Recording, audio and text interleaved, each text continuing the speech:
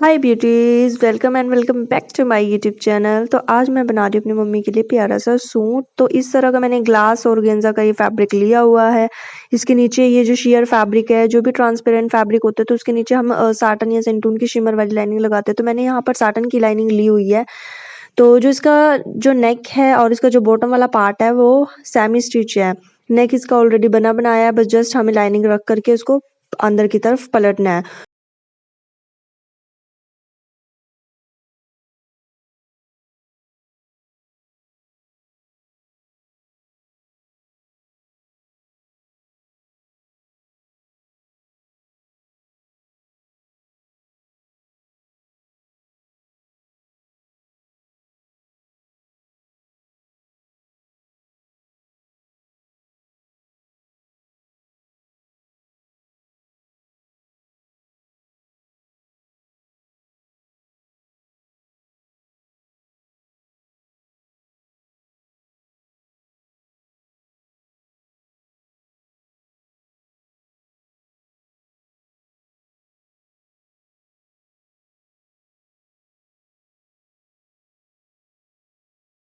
Point लगाया bast का। Bast आई है मेरी 9 इंचेस। बस्ट का मेजरमेंट लेते हैं हम, जो भी हमारी बस्ट है उसको 4 से डिवाइड कर दो, जो भी मेजरमेंट आएगा वो लगा दो। देन एक्स्ट्रा लो 2 इंच फॉर मार्जिन। तो यहाँ पर मैंने 9 इंच पर मार्क लगा के 2 इंच एक्स्ट्रा ले लिया है। बस्ट का पॉइंट मार्क करने के बाद हम नेक्स्ट पॉइंट लेंगे अपना वेस्ट का। तो राउंड वेस्ट जितनी भी उसको 4 से डिवाइड करो, जो भी मार्क आए उसको लगाओ। देन 2 इंच एक्स्ट्रा लो। देन जो भी हमारा वेस्ट का हो गया, बस्ट का हो गया, ये मार्क कैसे लगाते हैं, लेंथ कैसे लेनी है वेस्ट की। तो ये जो हमने वेस्ट वाला पार्ट लगाया है, इसकी लेंथ हम लेंगे जो शोल्डर पॉइंट है हमारा, शोल्डर पॉइंट से जितना भी हमारा 13 इंचेस या फिर 14 इंचेस जहाँ पर भी आता हो, 13 या 14 इंचेस जहाँ पर भी आ रहा है वो मार्क कर लें। तो उनकी जिनके मैं मम्मी के लिए बना रही हूँ तो उनकी हार्ट थोड़ी सी छोटी है। छोटी होने की वजह से हम यहाँ पर लेंगे 13 इंचेस पे मार्क।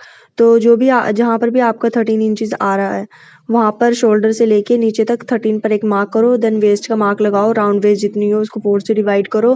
देन उसमें 2 इंच एक्स्ट्रा लो। तो सिंपल सा फंडा है, क्योंकि हमारे बॉडी में होता है कर्व। जहाँ पर भी ये जो हमारा बीच वाला पार्ट आपको दिख रहा है, जो मैंने अभी कर्व ड्रॉ किया है, तो कर्व वाले पार्ट में क्या है, हमारी राउंड वेस्ट है। तो राउंड वेस्ट जितनी भी हो उसको हम 4 से डिवाइड करते हैं। हिप जितने हो उसको 4 से डिवाइड करते हैं। देन हम उसमें एक्स्ट्रा मार्जिन लेते हैं पूरा। स्टिचिंग की हाइट छोटी है इसलिए मैंने कम लिया है। यहाँ पर मैंने लिया है 20 इंचेस पे मार्क। तो 20 इंचेस लेने के बाद मैंने हिप का एक पॉइंट लगाया। पॉइंट लगाने के बाद मैंने अपने हिप मेज़र किए, राउंड हिप कितने थे, जितने भी आए उसको 4 से डिवाइड करो। देन इसमें हम लेते हैं 2 इंच एक्स्ट्रा नहीं लेते, इसमें हम सिर्फ 1.5 इंच एक्स्ट्रा लेते हैं। ठीक है, तो ये सब मेजरमेंट नोट डाउन करने के बाद हम अपने मार्किंग की तरफ बढ़ते हैं। तो मार्किंग करने के लिए हमें सबसे पहले क्या करना है, अपना मेन फैब्रिक की जगह हमने लाइनिंग वाला फैब्रिक लेना है, क्योंकि मेन फैब्रिक पे हमारे बाद में कटिंग होती है, लाइनिंग पे पहले होती है। क्योंकि जब हम उसको स्टिच करते हैं तो हमारा लाइनिंग वाला पार्ट ही हमारे सामने होता है स्टिचिंग के लिए। तो यहाँ पर मैंने अपने लाइनिंग वाला फैब्रिक उठा लिया है। सबसे पहले हम लेंगे शोल्डर। शोल्डर लेने के लिए क्या करना होगा, हमारे शोल्डर थे 6.5 इंचेस, मतलब कि जो भी आपकी शोल्डर हो, रेडी शोल्डर 13 इंचेस है तो उसका हाफ करना है, सिर्फ 2 से डिवाइड होगा।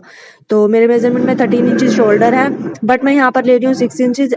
ठीक है, as I previously told you कि 6.5 की जगह मैंने 6 इंचेस क्यों लिए हैं, क्योंकि उनकी जो नेकलाइन ऑलरेडी बनी हुई है सूट की, तो वो शोल्डर ना गिरे। ठीक है, और नेकलाइन भी कम हो जाए, इसलिए मैंने हाफ इंच शोल्डर में कम कर दिया। और हमारे जो कंधे हैं वो गिरते हैं ना कभी कभी, तो वो गिरेंगे नहीं, क्योंकि जो भी हमारे शोल्डर स्लांट लाइन लेने के बाद मैंने यहाँ पे नेकलाइन पे पॉइंट लगाऊंगी। 2.5 इंचेस मैंने नेकलाइन की विड्थ ली है। नेकलाइन की विड्थ लेने के बाद हम क्या करेंगे, नेक्स्ट पॉइंट आता है हमारा जो शोल्डर स्लांट आपको दिख रहा है ऊपर की तरफ, जो मैंने स्लांट किया होता है, ये मेरा आर्म होल है। 7 इंचेस मैंने आर्म होल लिया है।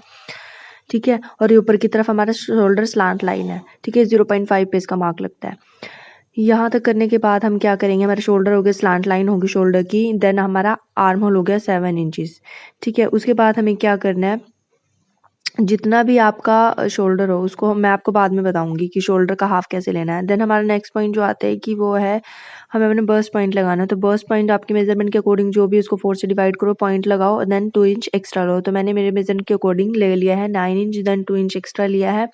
तो इसी तरह से हम अपने ये जो हमारा कर्व वाला पार्ट आपको दिख रहा है, जो स्ट्रेट लाइन दिख रहा है, मैंने ऑलरेडी मार्किंग कर ली है इस पूरी उसकी। तो आपको जैसे यहाँ पर दिख रहा है कि हमने बस्ट का पॉइंट लगा लिया। बस्ट का पॉइंट के बाद हमारा नेक्स्ट पॉइंट आता है वेस्ट का पॉइंट लगाना। तो वेस्ट की लेंथ सबसे पहले हमें लेनी पड़ेगी, तो हाइट के अकॉर्डिंग होता है ये सब।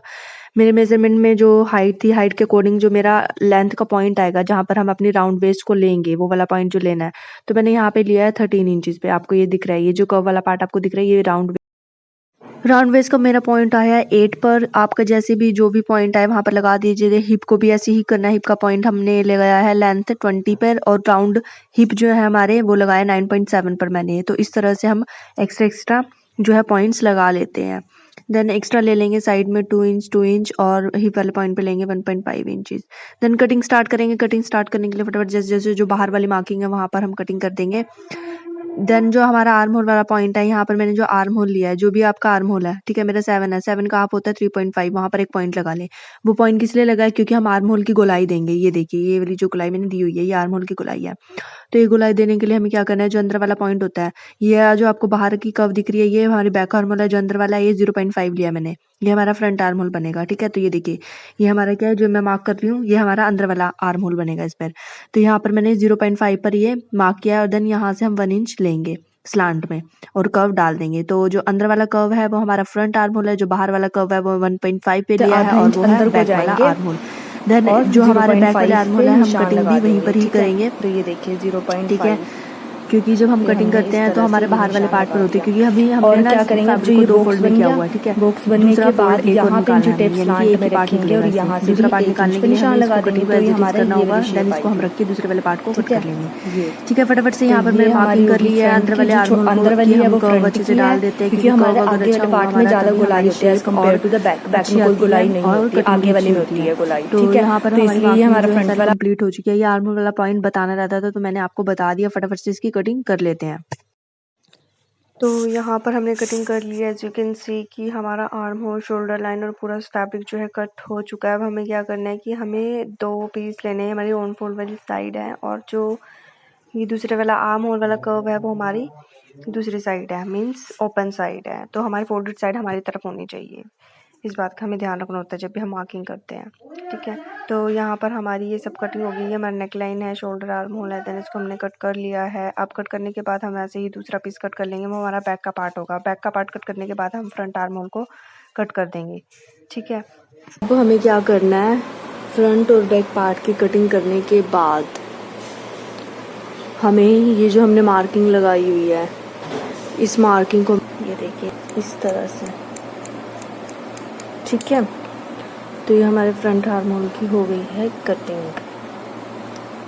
अब हमें, ये था हमारा लाइनिंग वाला पार्ट, ठीक है। अब हमें क्या करना है, जो हमारा मेन फैब्रिक है उसके ऊपर रख के हमें कटिंग करनी है। ठीक है, और मैं अब आपको स्टिचिंग भी बता दूंगी कि इस नेक लाइन को कैसे स्टिच करना होता है, जो ये बने बनाए गले होते हैं। ठीक है ना। हाँ जी, तो सबसे पहले ये देखिए, हमें इसको इस तरह से डबल फोल्ड कर लेना है जैसे इसमें किया था। तो उसके बाद क्या करना है, इसमें हमें सबसे पहले ये देखना होता है कि ये जो हमारा एम्ब्रॉयडर्ड पैटर्न है, ये दोनों आपस में मैच हो।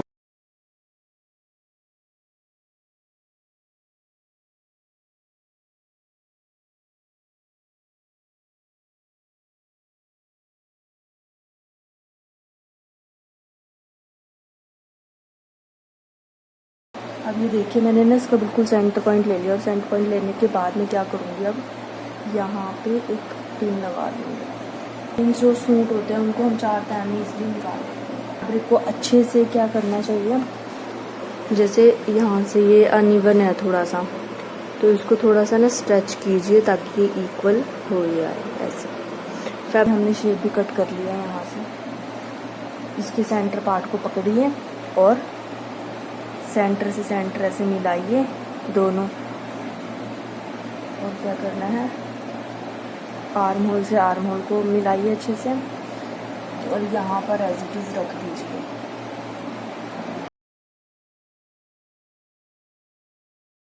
हाँ जी, पूरे फैब्रिक पर अच्छे से आयरन कर लेने के बाद हम उसको मेन फैब्रिक को कट करना स्टार्ट करेंगे। लाइनिंग वाला पार्ट हमारा ऊपर है, मेन फैब्रिक हमारा नीचे है, तो शेप टू शेप हम एज इट इज़ कट कर लेंगे। आप चाहे तो मार्किंग भी लगा सकते हैं पहले एंड देन कट कर सकते हैं। मैंने डायरेक्ट कट किया है, शोल्डर की स्लांट लाइन को जैसे है वैसे कट किया है। देन हमारे पास मेन पार्ट हमारा कट हो चुका है, फ्रंट पार्ट कट हो गया। देन हम बैक पार्ट की कटिंग कर लेते हैं। तो बैक पार्ट पर हमारा प्लेन है, ये आपको बैक पार्ट दिख रहा है।